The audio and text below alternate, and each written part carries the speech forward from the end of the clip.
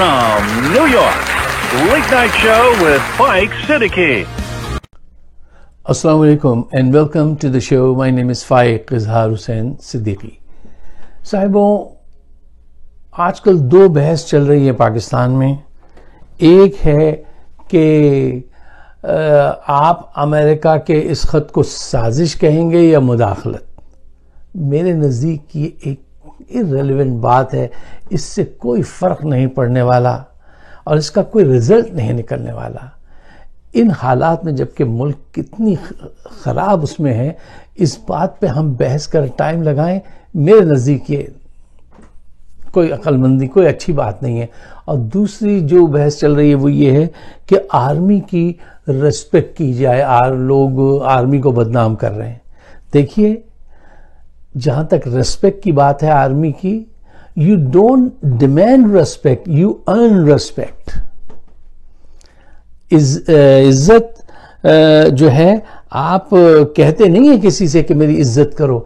आपका किरदार, आपका तरीक़ाकार ऐसा होता है कि वो इज्जत करने पे मजबूर होते हैं लोग. ये सही बात है. फौज ने क्या किया है, नवाज शरीफ क्या क्या बुरी बातें कही उन्होंने.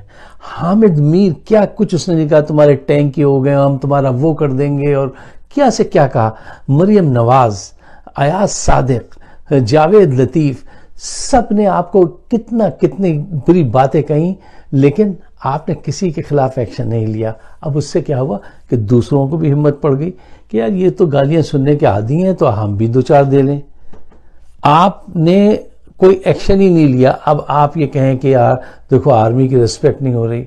नहीं, ये भी एक बेकार सी गुफ्तगू है. आपको चाहिए, मैं तो समझता हूं कि आर्मी की इज्जत होनी चाहिए, लेकिन आर्मी को भी सोचना चाहिए क्या वो ऐसे काम कर रहे हैं जिससे इज्जत पैदा हो दिलों में, या वो ऐसे काम कर रहे हैं जिससे लोगों के जहनों में उलझन, उदासी पैदा हो, आपके खिलाफ ख्यालात पैदा हो. अच्छा, ये सारी जो दो बहस जो है, ये मेरे नज़दीक इस पे टाइम नहीं ज़ाया करना चाहिए, क्योंकि मुल्क इस वक्त जो है वो एक दलदल में फंसा हुआ है, और वो दलदल रोज बरोज गहरी होती चली जा रही है. उससे निकलने का सोचिए. मैं आपके सामने चंद नुकात, पॉइंट्स रखता हूं और आपको गौर व फिक्र की दावत देता हूं. देखिए, पॉइंट नंबर 1, करप्ट लोगों को खुद फौज ने दावत दी कि आओ तुम फिर से हुक्मरानी करो, और हकीकत पसंदी से बात कीजिएगा वरना डूब जाएंगे सब. ये सानेहा जो है, ये करप्ट लोगों को, सर्टिफाइड करप्ट लोगों को दोबारा हुकूमत में लाने का, ये सानेहा फॉल ऑफ ढाका से भी बड़ा सानेहा है. और लोगों के दिलों में, जहनों में इस बात को महसूस किया गया है. आप उसको डिनाई नहीं कर सकते. और इमरान खान ने बहुत ही जहानत से उसको दिलों में जाके गिरा बांध दिए, और लोग जो है ना वो बस अब देखिएगा कैसे निकलते हैं. अच्छा, इसको कैसे हैंडल किया जाए बजाय इस बहस में पड़ने के. अच्छा, देखिए, मईशत पहले ही खराब थी, वो और खराब तर होती जा रही है. अब इसका एंड क्या होगा, इस पे सोचिए. आज सोच लीजिए, कल मौका नहीं मिलेगा. जब मईशत इतनी खराब हो जाएगी तो बहुत बड़े पैमाने पे कर्जा लेना पड़ेगा. अच्छा, जब आप बहुत बड़े पैमाने पे कर्जा लेंगे तो फिर आपको बहुत बड़ी कुर्बानी देनी पड़ेगी, आपको बहुत बड़ी चीज गिरवी रखनी पड़ेगी. और वो क्या होगी, वो होगा आपका एटॉमिक वेपन्स. तो क्या आप इस बात के लिए तैयार हैं? क्या ऐसा होना चाहिए? मुझे जरा सोच के बताइए. कहीं ऐसा तो नहीं कि कर्जा देने वाला और कर्जा लेने वाला दोनों इस बात के लिए तैयार हों कि आहिस्ता आहिस्ता हालात उसी सिमत में लेके चलो. जी, तो मैं आपसे कह रहा था कि देखिए, फौज, अदलिया, मीडिया, ब्यूरोक्रेट्स, वो हालात संवारने के बजाय इमरान खान को रोकने की कोशिश कर रहे हैं. ठीक है, और इमरान खान उन सब पर हावी नजर आ रहे हैं. इसकी वजह क्या है? देखिए, इमरान खान عوام کے ذہنوں میں یہ بات ڈالنے میں کامیاب ہو گئے ہیں کہ اب یہ کرپٹ لوگ تمہاری آزادی کا بھی سودا کرنے والے ہیں، اور نجات دہندہ صرف ایک ہے اوپر والے کے بعد زمین پہ، وہ میں ہوں، عمران خان، میرے ساتھ چلو۔ اچھا، ہوتا کیا ہے کہ دیکھیے، جب ایک طبقہ حکومت بچانے کے لیے کوشش کرے گا تو اس میں کتنا جذبہ ہوگا، ایموشن ہوں گے، پاور ہوگی، ٹھیک ہے نا؟ اور دوسرا طبقہ جو ملک بچانے کے لیے جا رہا ہو، موومنٹ چلانے کے لیے جا رہا ہو، اس کی قوت کتنی ہوگی؟ بہت زیادہ ہوگی۔ یہ دونوں کے فرق کو سمجھیے آپ۔ حکومت میں اس وقت وہ پوٹینشل، وہ پاور نہیں ہے جو اس تحریک کے لوگوں میں اس نے پیدا کی ہے، عمران خان نے، کہ یہ کرپٹ لوگ پہلے انہوں نے ایسے ایسے خزانہ لوٹا، اب یہ تمہاری آزادی کو جو ہے نا ایک قسم کی اس میں دینے والے ہیں۔ تو لوگ جو ہیں انہوں نے یہ سودا خرید لیا ہے، اب آپ ان کو روک نہیں سکتے۔ لیکن ایٹ دا سیم ٹائم یہ سوچئے کہ اس بات کی کیا گارنٹی ہے کہ عمران صاحب کشتی کو کامیابی سے اس پار لگا سکیں گے، کیونکہ ان کی مخالفت میں بڑی قوت ہے، اور کہیں ایسا نہ ہو کہ آپ ان کے ساتھ چلیں اور ساحل تک نہ پہنچ سکیں۔ ابھی تو آپ کے اندر جوش ہے، وہ جذبہ ہے، ان کے لیے بھی محبت ہے، ملک کے لیے بھی محبت ہے، لیکن پھر بھی خیال تو آتا ہے۔ کیا اچھا شعر تھا صوفی صاحب کا کہ دیکھے ہیں بہت ہم نے انجام محبت کے، کہیں ایسا نہ ہو جائے، اللہ نہ کرے کہ دیکھے ہیں بہت ہم نے انجام محبت کے، آغاز بھی رسوائی انجام بھی رسوائی، کہیں ایسا نہ ہو، اللہ بچائے۔ کیونکہ اگر ایسا ہو گیا تو پھر نظریہ پاکستان کا مستقبل سب کچھ، I don't want to say anything، وہ آپ سمجھ جائیے۔ اچھا، اب آئیے ایک اور اہم نقطے کی طرف۔ اچھا، ایک بہت اہم پوائنٹ میں آپ کے سامنے رکھنا چاہتا ہوں، اس پہ غور کیجیے گا۔ دیکھیے، موجودہ صورتحال کو خراب کرنے میں دو کرداروں کا بہت ہاتھ ہے، بہت سارے کردار ہیں، لیکن دو میجر اگر آپ پکڑیں تو وہ جو ہیں، ایک ہیں جنرل باجوہ صاحب اور دوسرے ہیں عمران خان صاحب۔ اچھا، باجوہ صاحب نے کرپٹ لوگوں کو حکومت دلوا کر چھوٹی موٹی نہیں، بہت بڑی تاریخی غلطی کی ہے، اور جن اب بوتل سے باہر آ گیا، اب اس کو دوبارہ واپس بوتل میں ڈالنا آسان کام نہیں ہے۔ لوگ گھروں سے باہر آ چکے ہیں، اب آپ یہ روز تماشا دیکھیں گے۔ اچھا، عمران خان صاحب بے شک ایک بے داغ، کرپشن سے پاک، سچا مخلص لیڈر ہے، اسی لیے ہم انہیں سپورٹ کرتے ہیں، لیکن انہوں نے امریکہ سے تعلقات خراب کر کے کوئی عقل مندی کا ثبوت نہیں دیا۔ دیکھو، چیزوں کے اس کے اینڈ گیم پہ، ریزلٹس پہ جا کے دیکھا کیجئے۔ ریزلٹ اورینٹڈ مائنڈ ہونا چاہیے کہ اس کا اینڈ ریزلٹ، اس کا حاصل کیا ہوگا۔ ہماری جذباتی قوم کس انداز سے سوچتی ہی نہیں ہے، بس ہر وقت لڑنے کو تیار ہیں، اور جان دے دیں گے، جان لے لیں گے۔ کیا کہتے ہیں، ہم دل ول نہیں دیتے، ہم جان دیتے ہیں، ہم دل ول نہیں لیتے، ہم جان لیتے ہیں۔ یار یہ کیا ایٹیٹیوڈ ہے؟ اچھا، آپ روس کی گود میں بیٹھ کر آپ کو کیا مل گیا؟ کیا اب وہ مدد کو آئے گا؟ آ سکتا ہے؟ اس کی تو اپنی حالت خراب ہے، وہ سینکشن پہ سینکشن لے رہا ہے، لگ رہی ہیں اس پر۔ خط اس طرح باہر لانے کی کیا ضرورت تھی؟ دیکھیے، ڈپلومیٹک سطح پہ اس کو ڈیل کرنا چاہیے تھا۔ مسٹر لو نے بھی غیبت ہی کی ہے، اور آپ، غیبتیں تو یار ہر وقت ہوتی رہتی ہیں نا، اس سے کہہ دو یار ایسا نہیں کرے، یار یہ بدماش ہے، یہ اچھا ہے، وہ برا ہے، یہ ساری دنیا میں چلتی رہتی ہیں، ہم سے زیادہ غیبت کون کرتا ہے؟ تو واٹ اے بگ ڈیل، اس کو آپ نے ایک ڈپلومیٹک سطح پہ، میں اس کو ڈینائی نہیں کر رہا ہوں، لیکن اس کو ڈپلومیٹک سطح پہ حل کرنا تھا۔ یہ کیا کہ آپ نے لا کے اس کو ایک ایسا ایشو بنا دیا۔ اچھا، آپ یہ دیکھیے پاکستان کی بدنصیبی کہ ہمیں دو بڑے مقبول لیڈر ملے، ذوالفقار علی بھٹو اور عمران خان، اور دونوں کی ڈپلومیٹک صلاحیت اتنی کمزور ہے کہ دونوں نے دیکھیے کیا کیا. جو معاملات حکمت سے حل کیے جاتے ہیں طاقت سے حل نہیں کرنے چاہیے، ہر جگہ زور سے نہیں بولنا چاہیے، ہر جگہ سخت الفاظ کا تبادلہ نہیں کرنا چاہیے باوجود اس کے کہ آپ کو بولنا بہت اچھا آتا ہو. بھٹو صاحب کو بھی یہ بیماری تھی کہ وہ اچھے اسپیکر تھے، بڑے ایلوکینٹ اسپیکر تھے، تو وہ بولتے چلے جاتے تھے.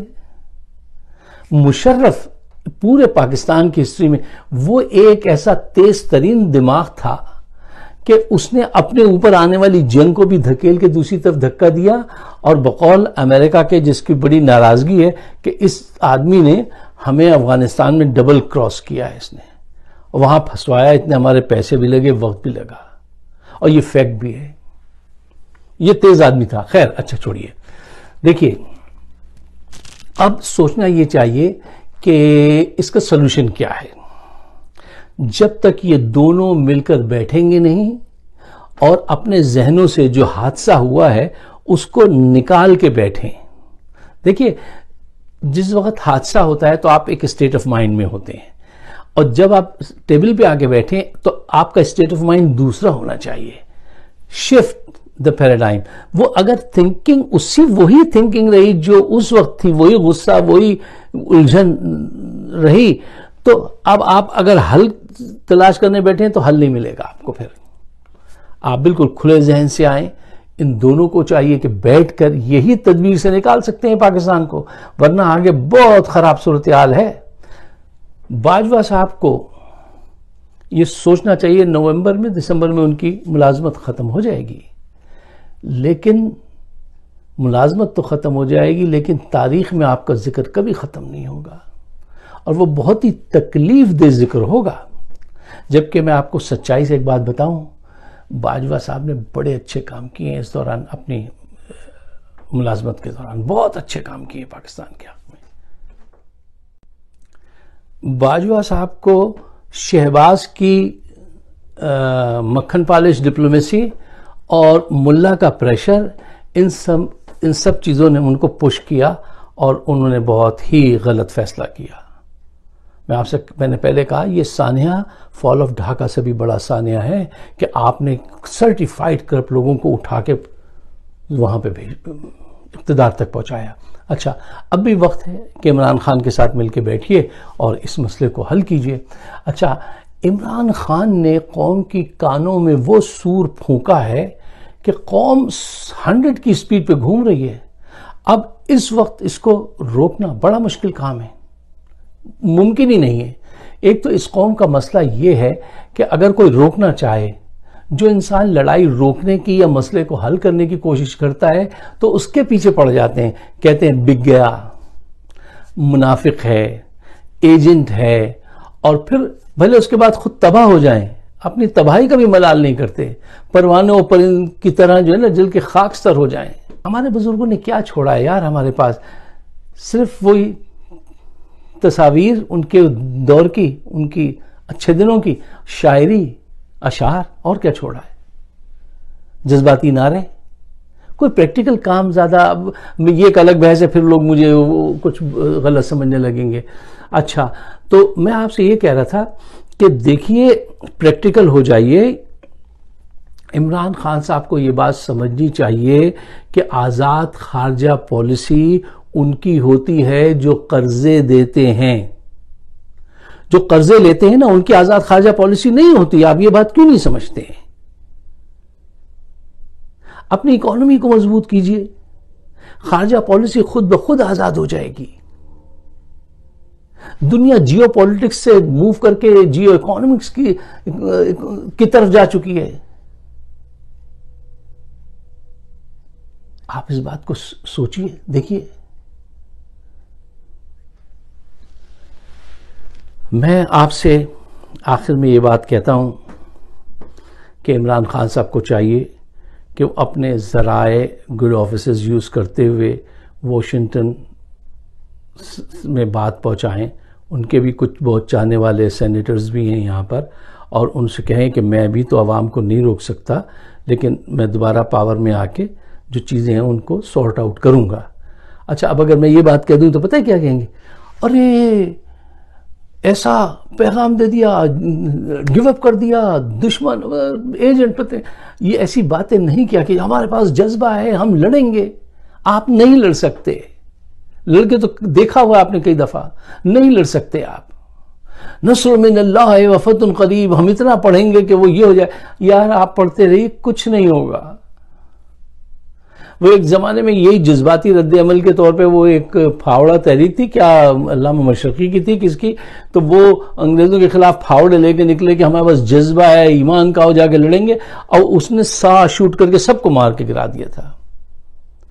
تو یہ لڑنے کی یہ جو جذبے کی یہ جو تحریکیں پیدا کر دیتے ہیں نا مولانا ذات، یار ذرا سوچئے تو صحیح، وہ نیپولین نے جب ایجپٹ پہ حملہ کیا تو سب مسجد میں بند ہو گئے۔ مولوی جی نے کہا کہ آپ بیٹھ کے آپ یہ وظیفہ پڑھیں، وہ میں بھول گیا، وہ میں نے پڑھا تھا کہ وہ پڑھیے آپ تو ان کے دل بدل جائیں گے اور رخ بدل جائیں گے گھوڑوں کے۔ ارے یار کوئی رخ نہیں بدلا، کوئی دل نہیں بدلا، انہوں نے مار مار کے دو ہی گاٹ لگا دیا۔ دیکھیے ایک بات میں آپ سے فائنل کہتا ہوں، سوچئے، پلیز سوچئے، آپ صلی اللہ علیہ وآلہ وسلم نے کوئی جنگ وظیفوں کے ذریعے لڑی ہے؟ نہیں۔ وہ اگر صرف دعا ہی کر دیتے یا وظیفہ پڑھ دیتے تو تم سے زیادہ کامیاب ہوتا نا۔ انہوں نے ہر جنگ لڑی ہے تدبر کے ساتھ اور تیاری کے ساتھ، صلی اللہ علیہ وسلم۔ یار کمال ہے جن کے نبی نے یہ مثال قائم کی ہو کہ ہر بات پریکٹیکل کیا اور کر کے دکھایا، جب بھی بات ہوئی جنگ کی بھرپور تیاری، کس کے پاس کیا ہے لے کر آؤ، مسجد میں بیٹھے ہیں، پلاننگ ہو رہی ہے، پھر جنگ یہ نہیں ہے کہ ہم وظیفہ پڑھ لیں گے 100 مرتبہ نصر من اللہ و فتح قریب تو فتح قریب آ جائے گی، فتح قریب نہیں آئے گی، فتح دور ہی رہے گی۔ تیاری کرو، تیار تو ہے نہیں، اور تیاری لڑنے کی نہیں کیجئے، اگر آج کی دنیا میں جیتنا ہے تو اپنی معیشت بہتر کیجئے، پھر آپ کی آزاد خارجہ پالیسی ہو سکے گی۔ ابھی آپ نے اتنے بڑے پیمانے پہ یہ جن بوتل سے نکال دیا کہ وہ دیکھیے کیا سے کیا ہونے والا ہے۔ پر یہ بڑے ہی تکلیف دہ لمحات ہیں اور بڑے ہی چیلنجنگ لمحات ہیں۔ اس میں ایک بہت بڑا فائدہ بھی ہوا ہے اس کیوس سے، وہ یہ ہوا ہے کہ قوم ایک بن گئی ہے، قریب آ گئی ہے۔ اور ایک بہت ہی خوبصورت چیز ذرا غور سے جھانکنے پہ نظر آئے گی، وہ یہ ہے کہ قوم نظریہ پاکستان کی بڑی سالڈ ہے، بہت سالڈ ہے اپنے نظریہ پاکستان کے لیے، جان دینے والے لوگ ہیں۔ اب ان کا صحیح استعمال کیجئے اپنی معیشت ٹھیک کر کے۔ اگر آپ میرے خیالات سے اتفاق کرتے ہیں تو اس کو اپنے حد تک محدود نہیں رکھیے، پاکستان کے بہتر مستقبل کے لیے اس کو شیئر کیجئے اور مجھے اپنے کمنٹ سے ضرور نوازیے گا۔ شکریہ، خدا حافظ۔